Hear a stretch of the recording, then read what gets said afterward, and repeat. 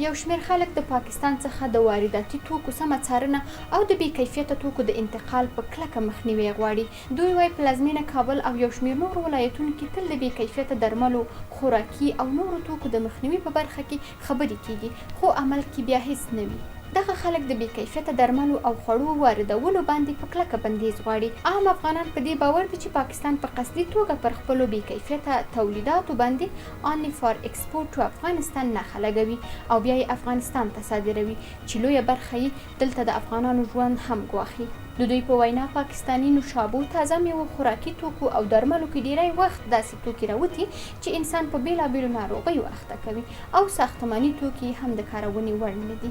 د راپورونو له مخې افغانستان ته هر کال لسګونه ټنه بې کیفیته توکي راواردېږي، خو د کلونو په تېرېدا او اعتراضونو سره لا هم د دغه توکو د کنټرول او څارنې څخه هیوادوال راضي نه ښکاري. پاکستان اکثریت وخت چې دی ځینې مالونه چې دي لکه دوايانې زښته ډېرې د پاکستان نه راځي، نو هغه کم پیک چې هغه دلته نه رالیږي، ټول هغه لو کوالټي چې ده هغه افغانستان ته رالیږي.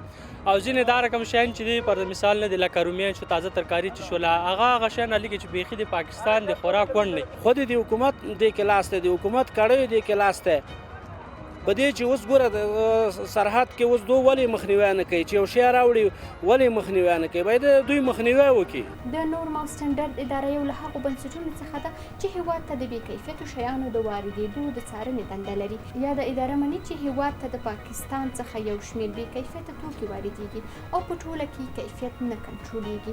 د یادې ادارې چارواکي وایي د پاکستان د وارداتي توکو څخه یوازې د نفتي توکو څارنه کوي او نږدې وخت کې به د ساختماني توکو د کنټرول لپاره هم کارونه پیل شي. د نورم او سټنډرډ ادارې چارواکو بیا د پاکستان څخه د نورو هغه سلګونو قلمه توکو د وارداتو په اړه څه ونه ویل چې بې څارنې افغانستان ته واردېږي. از پاکستان ایران ما همیشه مشکل داریم. اموالی که از این دو کشور همیشه همو معیارهای قابل پذیرفته شده را نمی داشته باشند. د کورنیو چارو وزارت وایي د دوی پولیس د بې کیفیته توکو د قاچاق په مخنیوي کې فعال دي. دوی مني چې پخوا په ګمرکاتو کې توکي نه ګمرک کېدل او ځینې توکي په قاچاقي توګه واردېدل چې اوس یې د مخنیوي لپاره ګامونه پورته شوي دي. پخوا هم موږ د ستونزه درلوده او په ګمرکاتو کې به محمولې نه ګمرک کېدې، محصولات به هم کسر کېدل، اما کورنیو چارو وزارت هغه محصولات چې ګمرک شوي نه وو دا یې بیرته ورستانه کړل تر هغو چې هغه قانوني پړاوونه ټول دوی باید طی کړي، وروسته له هغه نه به بیا په نورمال شکل باندې دوی کار ته دوام ورکوي. سوداګرۍ خونې چارواکو رسنیو ته منلي چې ډیری هغه توکي چې په ګاونډیو هیوادونو کې ځانګړي د افغانستان لپاره جوړیږي او دغه هیواد ته واردېږي بې کیفیته دي. د سوداګرۍ خونې چارواکي حکومت د دا ډول توکو د واردېدو په مخنیوي کې پاتې بولي او لامل یې په اړوندو حکومتي بنسټونو کې اداري فساد په ګوته کوي. د دوی په خبره باید د بې کیفیته توکو وارداتو مخنیوي لپاره بنسټیز کار وشي.